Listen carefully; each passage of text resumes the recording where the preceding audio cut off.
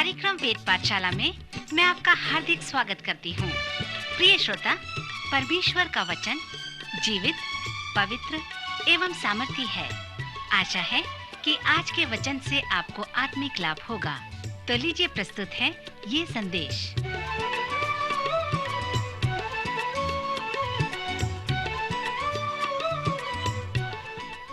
नमस्कार श्रोता मित्र, वेद पाठशाला की अगली कक्षा में आपका स्वागत है। इस चरण में हम तीसरी बार नए नियम में से इब्रानियों की पत्री का सर्वेक्षण कर रहे हैं। एक बार फिर से परमेश्वर के वचन को अपने हाथों में ले लें। आज मैं फिर से आपका ध्यान इब्रानियों की पत्री में लेना चाहता हूं, जिसे मैं रहस्यमय श्रेष्ठ ग्रंथ भी कहता हूं। पिछले 2 चरणों में मैंने आपको चुनौती दी कि आप इस पुस्तक को पढ़ें और इसके वाद विवादों को देखें। फिर मैंने 3 मुख्य कुंजी शब्द के विषय में बताया था, जिससे उन विवादों को समझने में आपको सहायता मिल सकती है। पहला कुंजी शब्द है बहुत अच्छा, जिसमें प्रथम 9 अध्याय में हमने देखा कि यीशु मसीह बहुत अच्छा है। इसे बताने के बाद जो अगली कुंजी शब्द है वो है विश्वास करना। लेखक बार बार कहता है कि विश्वास करना अच्छा है। फिर उसका तीसरा कुंजी पद है सावधान होना। उसने हमें अनेक चेतावनी दिए हैं, जैसे स्वधर्म त्याग के विषय में। आप में से जो मेरे साथ पुराने नियम का सर्वेक्षण किए हैं, स्वधर्म त्याग के विषय में स्मरण कर रहे होंगे। न्यायों की पुस्तक में हमने इसके विषय में सीखा था। इसका मतलब यह है कि आप अपने विश्वास के यात्रा में हैं और फिर आप निर्णय करके अपने मूल विश्वास से अलग हो जाते हैं, अपने विश्वास को खो देते हैं, अपने विश्वास की स्थिति से हट जाते हैं। इस पत्री में विश्वास से अलग हो जाने के विषय में अनेक चेतावनी हैं, और वो सब चेतावनी सचेत या सावधान शब्द के बाद आता है। लेखक ने हमें उस सावधान की सूची में कहा है कि हम पाप में स्वधर्म त्याग में पड़ने से सावधान हो जाएं। इब्रानियों की पुस्तक में जो 3 कुंजी पद है, बहुत अच्छा अर्थात यीशु मसीह अच्छा है, फिर विश्वास करना और सावधान रहना है। यहाँ पर लेखक का विषय ये नहीं जिसके पास गलत तरह का धर्म विज्ञान है, परंतु वह उसके विषय में चिंतित है जिसके पास सही धर्म विज्ञान है, पर वह उसके विषय में कुछ नहीं कर रहा है। दूसरे शब्दों में, वह व्यक्ति उस धर्म विज्ञान को विश्वास करने के लिए लागू नहीं करता। पौलुस ने तीमुथियुस को चुनौती दिया कि तीमुथियुस, तू जो कुछ भी जानता है उसका क्या करने जा रहा है। जैसे इब्रानियों का लेखक यीशु मसीह के विषय में श्रेष्ठ ग्रंथ लिखता है, तो वह चुनौती भी उसके लिए एक बोझ है। इब्रानियों की यह पुस्तक प्रोत्साहन व चेतावनियों से भरे हुए हैं। अगला शब्द जो इस चेतावनी के साथ है, वो ऐसा न हो कि जो कुछ हमने सुना व विश्वास किया है उससे अलग हो जाएं। ऐसा न हो कि कहीं हमने अविश्वास का बुरा मन हो जाए। लेखक लिखता है कि हे मेरे भाइयों, जबकि हमें यीशु के लहू के द्वारा उस नए जीवते मार्ग से पवित्र स्थान में प्रवेश करने का हियाव हो गया है, जो उसने पर्दे अर्थात शरीर में से होकर हमारे लिए अभिषेक किया है, और इसलिए कि हमारा ऐसा महान महायाजक है जो परमेश्वर के घर का अधिकारी है। तो आओ हम सच्चे मन और पूरे विश्वास के साथ और विवेक का मन दूर करके हृदय पर छिड़काव लेकर और देह को शुद्ध जल से धुलवाकर परमेश्वर के समीप जाएं और अपनी आशा के अंगीकार को दृढ़ता से थामे रहें, क्योंकि जिसने प्रतिज्ञा किया है वह सच्चा है। और प्रेम और भले कामों में उस्काने के लिए एक दूसरे की चिंता किया करें और एक दूसरे के साथ इकट्ठा होना न छोड़ें, जैसे कि कितनों की रीति पर है, पर एक दूसरे को समझाते रहें, और ज्यों-ज्यों उस दिन को निकट आते देखो, त्यों-त्यों और भी अधिक यह किया करो। अनेक लोग कलीसिया में आराधना करने के लिए जाते हैं ताकि वे अपने विश्वास की निश्चयता को पूर्ण रूप से बनाए रख सकें। वे चाहते हैं कि उनका मन बुरे विचारों से शुद्ध हो जाए। वे क्षमा की निश्चयता चाहते हैं। लेखक कहता है कि इसके पहले कि हम विश्वासियों के साथ एक साथ इकट्ठा हों, उन सब बातों को दूर करें। इस संदर्भ में आप प्रश्न पूछ सकते हैं कि यह तो ठीक है, पर हम क्यों चर्च जाएं? क्या कलीसिया आत्मिकता को भरने का केंद्र है? लेखक कहता है नहीं, आप कलीसिया में इसलिए जाते हैं कि एक दूसरे को उत्साहित करें, एक दूसरे पर ध्यान करें, विचार करें, एक दूसरे से प्रेम रखें और एक अच्छे कार्य को करें। पौलुस ने कहा है, जब भाई लोग आपस में मिलें तो वे एक दूसरे को ऊंचा उठाएं और सब की बातें शिक्षाप्रद हों। कलीसिया में प्रत्येक लोगों को व्यक्तिगत रूप से आत्मिक वरदान दिए गए हैं ताकि हम एक दूसरे को आत्मिक रूप से ऊंचा उठा सकें। आराधना के संबंध में पौलुस ने जो प्रोत्साहन दिए हैं उससे इस पत्री का लेखक सहमत है। उसने हमें उत्साहित किया है कि परमेश्वर की सेवा श्रद्धा व आदर के साथ करें। उसने कहा है, तो आओ हर एक रोकने वाली वस्तु और उलझाने वाले पाप को दूर करके वह दौड़ जिसे हमें दौड़ना है धीरज से दौड़ें। जैसे आप इब्रानियों की पुस्तक को पढ़ते हैं तो आप इस पुस्तक के वाद विवाद पर ध्यान करें। इस पुस्तक में वाद विवाद हैं। जब आप इन्हें समझ जाएंगे तो आप इस पत्री के कार्य के विषय को भी समझने पाएंगे। और वो कार्य हैं कि उन विश्वासियों को उत्साहित करना जो दुख व पीड़ा में पड़े हुए हैं, उदास हैं, उन्हें विश्वास में लाना है, उत्साहित करना है। जब आप इस पत्री के वाद विवाद को समझेंगे तो आप इसके कार्य का वर्णन करने पाएंगे कि जिनके पास झूठी निश्चयता है, विश्वास के द्वारा सही समर्पण का जीवन नहीं है, उन्हें विश्वास में लाना अवश्य है। इसके साथ साथ आप इस पत्री के कार्य व संदेश को समझने पाएंगे। इस पुस्तक में एक क्रियाशील संदेश है और वो संदेश है कि यीशु मसीह सबसे बड़ा है। प्रथम वह स्वर्गदूतों से बड़ा है। परमेश्वर ने किसी भी स्वर्गदूत से ये नहीं कहा कि तुम मेरे पुत्र हो, या उसने ये नहीं कहा कि मैं स्वर्गदूतों का पिता होऊंगा, परंतु पुत्र से परमेश्वर कहता है कि हे परमेश्वर, तेरा सिंहासन युगानुयुग रहेगा। पहले अध्याय के 8वें पद में परमेश्वर पिता परमेश्वर पुत्र को परमेश्वर कहकर पुकारता है। यहाँ पर यीशु मसीह के ईश्वरत्व के विषय में हम देखते हैं। फिर लेखक आगे जाता है, जो स्वर्गदूतों के विषय में सत्य है वह बताता है कि स्वर्गदूत क्या है। स्वर्गदूत सेवा करने वाली आत्माएं हैं जो उद्धार पाने वालों के लिए सेवा करने को भेजी जाती हैं। स्वर्गदूत यीशु मसीह की भी सेवा करते हैं। स्वर्गदूतों के विषय में बताने के बाद लेखक स्पष्ट रूप से बताने लगता है कि यीशु मसीह स्वर्गदूतों से बहुत अच्छा है। फिर जैसे मैंने कहा, लेखक ने हमें कहा है कि यीशु मसीह मूसा से भी बहुत अच्छा है। यीशु मसीह यीशु से भी बड़ा है। यीशु मसीह मिलाप वाले तंबू से भी बड़ा है। वाचा व याजकों से भी यीशु मसीह बड़ा है। मित्र, मैं सोचता हूँ कि इन सभी बातों के लिए उसने हमें स्पष्ट बता दिया है। पर ध्यान करें, जब वह वाद विवाद में आता है, दूसरे अध्याय में आता है, तो वह चेतावनी देता है, समझाता है। इस चेतावनी को हम इस पद में देख सकते हैं। वह लिखता है, इस कारण चाहिए कि हम उन बातों पर जो हमने सुनी है और भी मन लगाएं, ऐसा न हो कि बहकर उनसे दूर चले जाएं। श्रोता मित्र, यहाँ पर जो वचन स्वर्गदूतों के द्वारा कहा गया है, जब वह स्थिर रहा और हर एक अपराध और आज्ञा न मानने का ठीक ठीक बदला मिला, तो हम लोग ऐसे बड़े उद्धार से निश्चिंत रहकर क्यों बच सकते हैं, जिसकी चर्चा पहल प्रभु के द्वारा हुई और सुनने वालों के द्वारा हमें निश्चय हुआ। और साथ ही परमेश्वर भी अपनी इच्छा के अनुसार चिन्हों और अद्भुत कामों और नाना प्रकार के सामर्थ के कामों और पवित्र आत्मा के वरदानों के बांटने के द्वारा इसकी गवाही देता रहा। दूसरे शब्दों में कहें तो लेखक हमसे कहता है कि यीशु मसीह स्वर्गदूतों से बहुत अच्छा है। मूसा की व्यवस्था तो स्वर्गदूतों के द्वारा आई, परंतु यीशु मसीह के विषय में सुसमाचार स्वयं प्रभु यीशु के द्वारा आई है।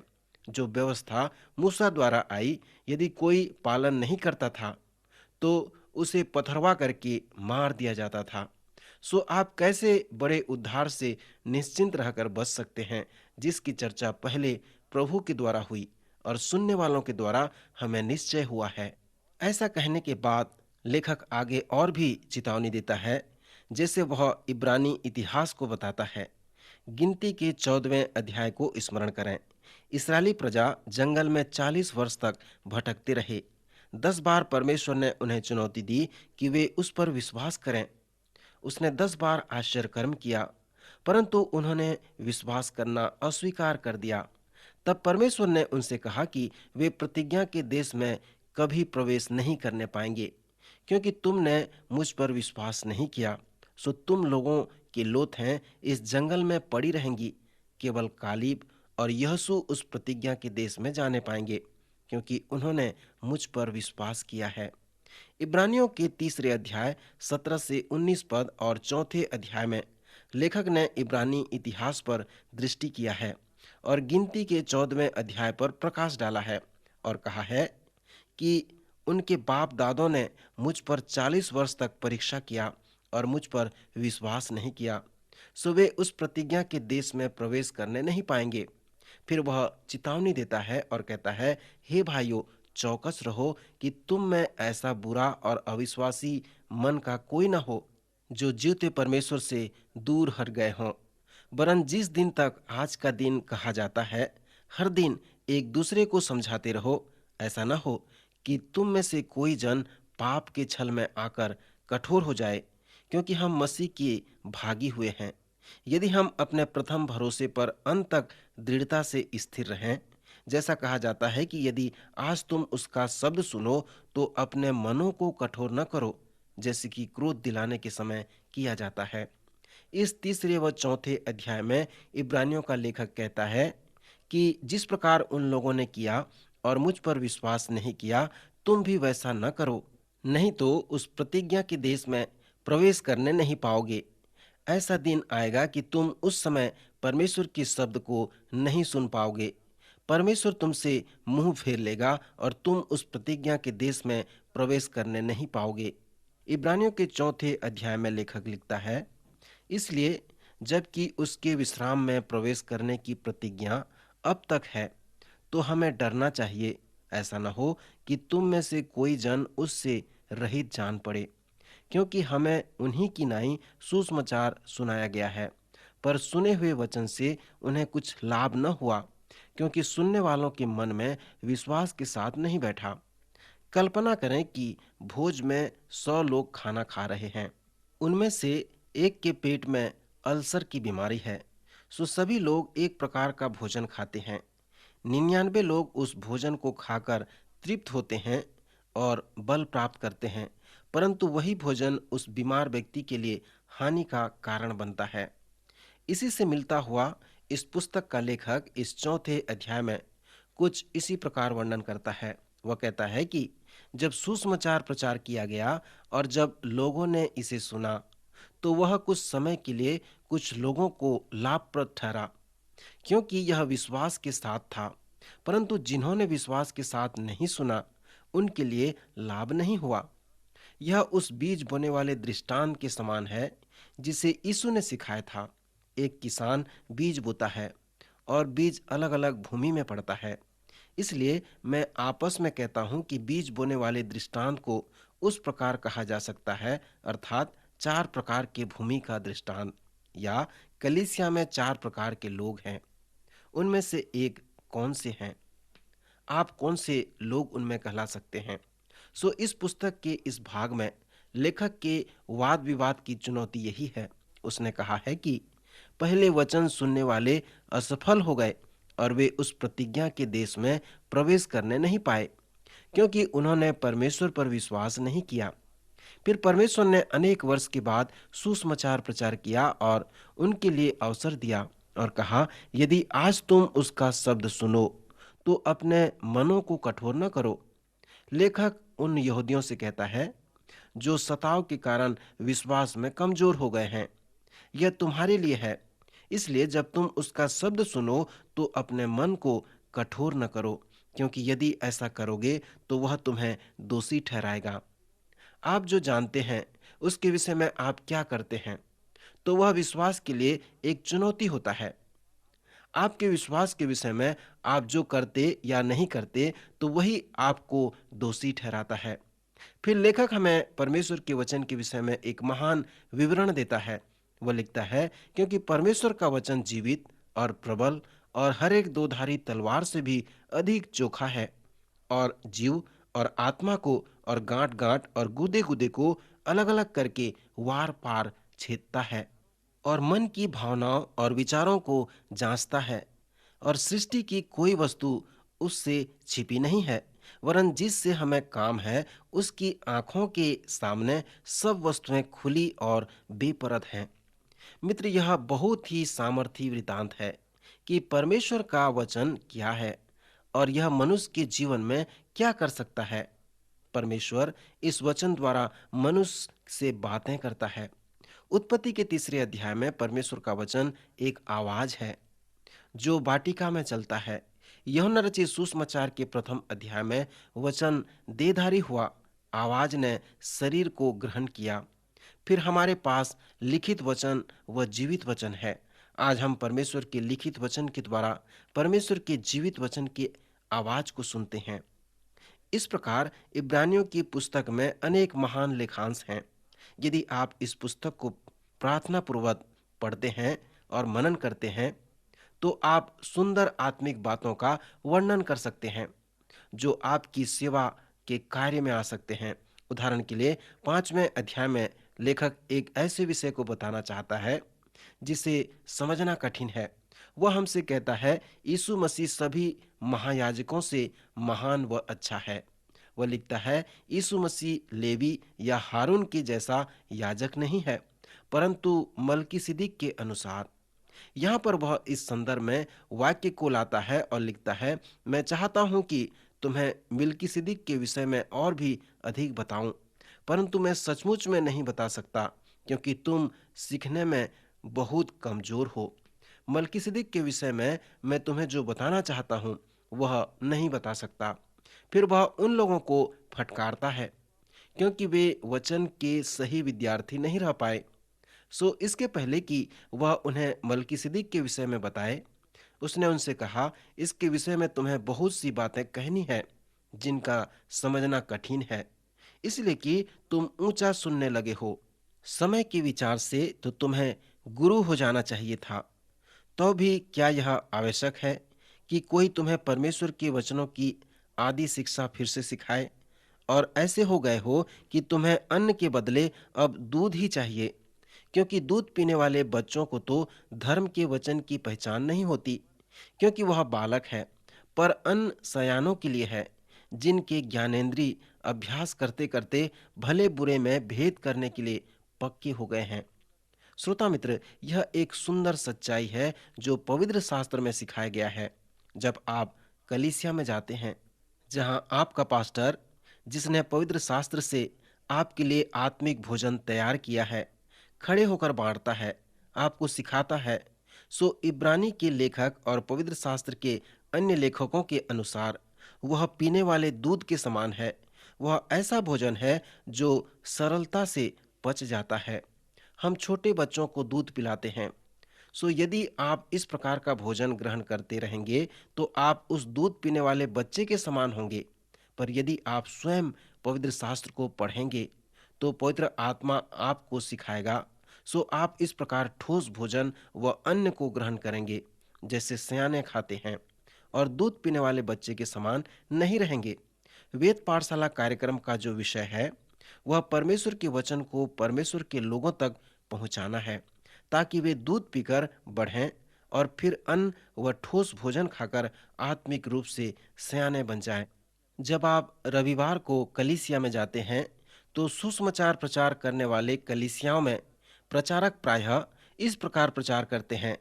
एक रविवार को वह यहेजकेल से सूखी हड्डियों के विषय में प्रचार करता है, अगले रविवार को वह यूहन्ना पतमुस टापू के होने के विषय में प्रचार करता है, फिर अगले रविवार को वह पहाड़ी उपदेश से प्रचार करता है, फिर अगले सप्ताह पहला कुरिन्थियों उसके 13वें अध्याय से प्रेम के विषय में प्रचार करता है, फिर अगले सप्ताह वह यहेजकेल में वापस चला जाता है। जब आप इस प्रकार वचन सुनेंगे तो आप पवित्र शास्त्र को क्रमानुसार नहीं समझ पाएंगे, यह आपके लिए कठिन हो जाएगा। वेद पाठशाला का जो उद्देश्य है कि पवित्र शास्त्र का परिचय आपसे इस प्रकार कराए कि आप समझ सको और पवित्र शास्त्र में आ सको और उसे पढ़ते समय पवित्र आत्मा आपका शिक्षक हो सके। पहला यूहन्ना 2 अध्याय पद 2 और 27। यदि आप मसीह को अपने हृदय में ग्रहण किए हैं तो आप अभिषेक प्राप्त किए हैं, और नए जन्म पाने का जो परिणाम आप में है वह पवित्र आत्मा का कार्य है। यूहन्ना चाहता है कि आप उसे समझें। वह लिखता है, और तुम्हारा वह अभिषेक जो उसकी ओर से किया गया है तुम में बना रहता है, और तुम्हें इस प्रकार प्रयोजन नहीं कि कोई तुम्हें सिखाए, वरन जैसे वह अभिषेक जो उसकी ओर से किया गया तुम्हें सब बातें सिखाता है, और यह सच्चा है और झूठा नहीं। और जैसा उसने तुम्हें सिखाया है वैसा ही तुम उसमें बने रहते हो। सो पवित्र आत्मा सब बातें सिखाता है। मित्र, वेद पाठशाला कार्यक्रम में मैं जो गृह कार्य आपको देता हूँ वह इस प्रकार है कि आप पवित्र शास्त्र को पढ़ें। यदि आप किसी सेमिनरी में जाकर प्रशिक्षण प्राप्त करने का अवसर नहीं प्राप्त करते हैं तो घर में वचन को पढ़ें। पवित्र आत्मा आपसे प्रतिज्ञा किया है कि वह आपको वचन सिखाएगा। जब आप इस पुस्तक में आगे आते हैं तो दूध व अन्य भोजन को बनाने के बाद लेखक और भी सुंदर बातें बताता है। वह हमें विश्वास में मजबूत बनाने के लिए प्रोत्साहित करता है और लिखता है, इसलिए आओ मसीह की शिक्षा की आरंभ की बातों को छोड़कर हम सिद्धता की ओर आगे बढ़ते जाएं और मरे हुए कामों से मन फिराएं और परमेश्वर पर विश्वास करने और बपतिस्मों और हाथ रखने और मरे हुओं के जी उठने और अंतिम न्याय की शिक्षा रूपी नेव फिर से न डालें। इसमें से कुछ ऐसे सिद्धांत हैं जिसे आज अनेक लोग नहीं जानते।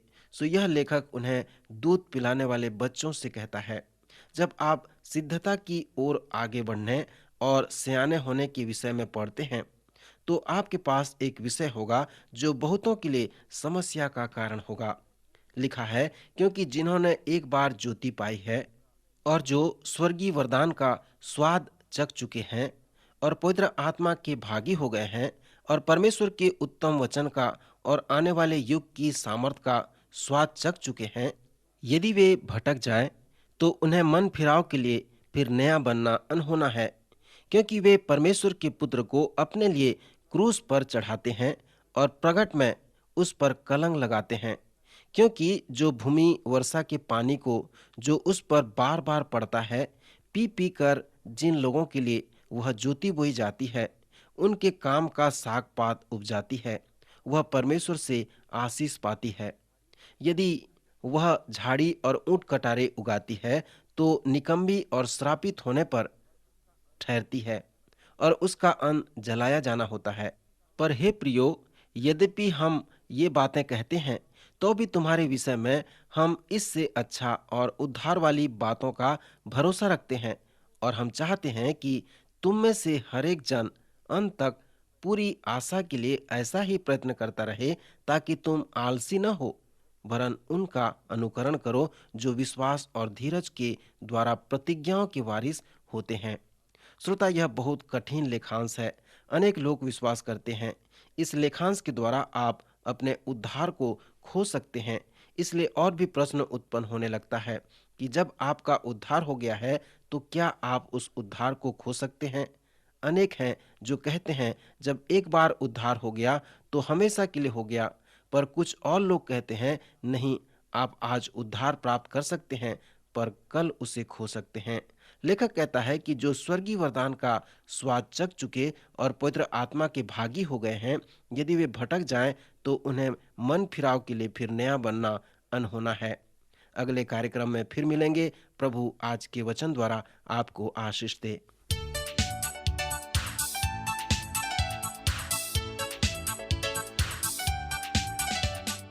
आज का कार्यक्रम सुनने के लिए हम आपको धन्यवाद देते हैं। श्रोताओ, आत्मिक विषय से संबंधित कोई सवाल आपके मन में है तो आप अपने सवालों का जवाब इस पते पर प्राप्त कर सकते हैं। हमारा पता है कार्यक्रम Ved Pathshala, radio Vishwavani, post box number 317, Lucknow 226001, Uttar Pradesh. पता एक बार फिर सुन लीजिए। कार्यक्रम Ved Pathshala, radio Vishwavani, post box number 317, Lucknow 226001, 001 Uttar Pradesh. और हाँ श्रोता, आप हमसे ईमेल के द्वारा भी संपर्क कर सकते हैं। हमारी ईमेल आईडी है hindiembassy@radio.vv.org, hindiembassy@radio.vv.org। अब हमारे कार्यक्रम का समय यहीं पर समाप्त होता है। अगले कार्यक्रम में आपसे फिर भेंट होगी। तब तक के लिए हमें आज्ञा दीजिए। नमस्कार।